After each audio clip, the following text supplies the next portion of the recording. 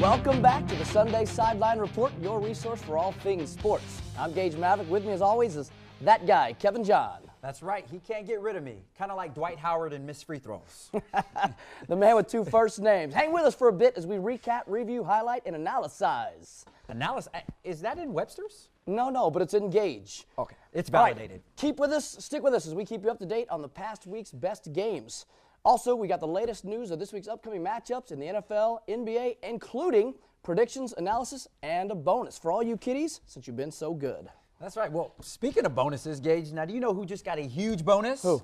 I'm talking about the new World Series champions, the San Francisco Giants. Here's Game 7 of the World Series. Let's pick up the highlights. We pick it up in the second inning.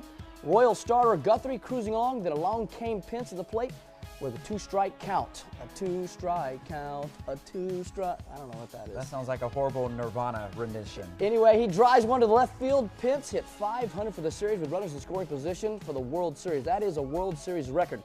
Belt then steps into the batter's box and follows with another grounder to load him up, thus bringing on the mighty Morse. Morse, then Crawford, who sacrifices the Giants, and the Giants take a 2-0 lead. The second inning's excitement did not end there, as the Royals knocked out Hudson, who was the oldest pitcher to start a Game 7 of the World Series. Is he eligible for his AARP card? I think he is. Billy Butler stands in, and Ungawa right down the middle of the field, and Gordon follows, taking the first pitch to right field. Butler comes on home on Gordon's hit. The second inning continues with Escobar singles, thus ending Hudson's short start. Now flashing forward to the fourth inning, the Giants would take a 3-2 lead on a single by Morse and a score by Kung Fu Panda Sandoval himself. To the fifth we go. After only 2 days rest and winning games 1 and 5,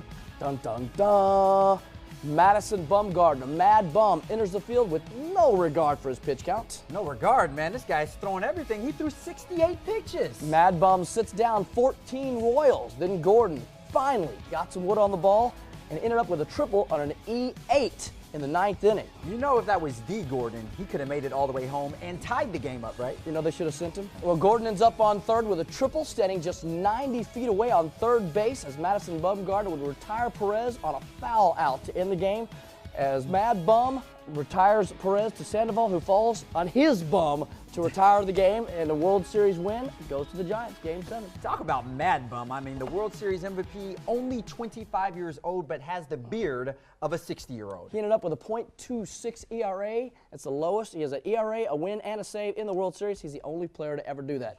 What a legendary performance by that young 25-year-old. Madison Bumgarner becomes your MVP. That's right. You know what Bumgarner's doing with his MVP bonus? Tell me. He's buying a shaver. Well, from one champion to the next. This week, the 2014 NBA champions, the San Antonio Spurs, kicked off the regular season against those mighty Dallas Mavericks. Now, Tony Parker, their aging point guard, put up 23 points.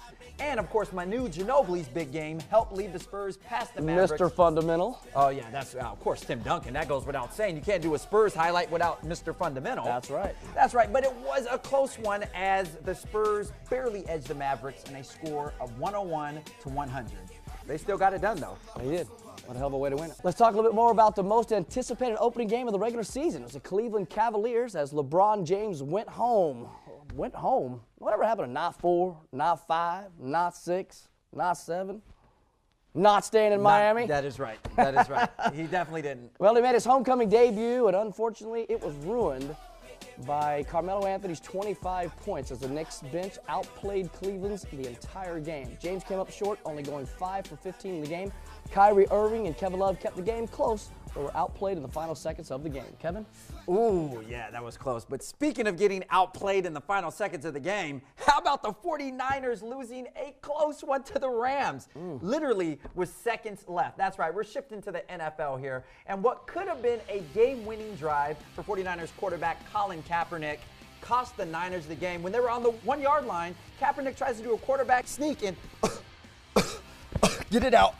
Coughs up the ball on the 1-yard line. What's he doing coughing up the ball? He's a quarterback. He should be the man handling the ball the whole game. How's he fumbling the ball? You know what he had in his pants? What's that? Fish grease. Fish Slipped grease. right out. That's right. Slipped right out. And on the 1-yard line. But, you know what else was slipping out? Tell me. The battle for the best quarterback in the AFC as the Broncos faced the Patriots in what became another epic Manning versus Brady quarterback battle. Matter of fact, this is their 16th epic battle won together. You know how cold it is in New England, right? It gets really cold. Really cold. You know who wasn't cold in New England? Tom Brady? Tom Brady was on fire as he threw for 4 touchdowns and 333 yards with the big Gronkowski back end. And Gronk put on a show as well. Oh, he was hot. He finished with another epic performance with 9 catches, 105 receiving yards, 1 touchdown, and 1 hard spike. I'm telling you. Now, Manning wasn't too shabby either as he threw for 438 yards and 2 touchdowns. However, he did have 2 very costly interceptions. That may have cost him the game. But as Manning said in his own words after the game, I don't usually stink, but I start today. Ouch, man. Well, maybe if he used some Old Spice before the game, he wouldn't have stank so bad. Now, the Patriots defense pressured Manning all night and kept him under duress and slowed down that high-octane, high-powerful scoring Bronco offense. Omaha! Omaha. All right, and we've got some bonus for you guys, for you kiddies that have been so good. We've really expanded our show, and we're covering cheese rolling. Man, geez, who would have thought? I'm lactose intolerant. I don't know if I can do that. Thank you for joining us, guys, this week. My name is Gage Maverik. Right there is... I'm Kevin John, and thanks again for watching Sunday Sideline Report, where we remind you guys here to get your sports on. That's right. Go deep.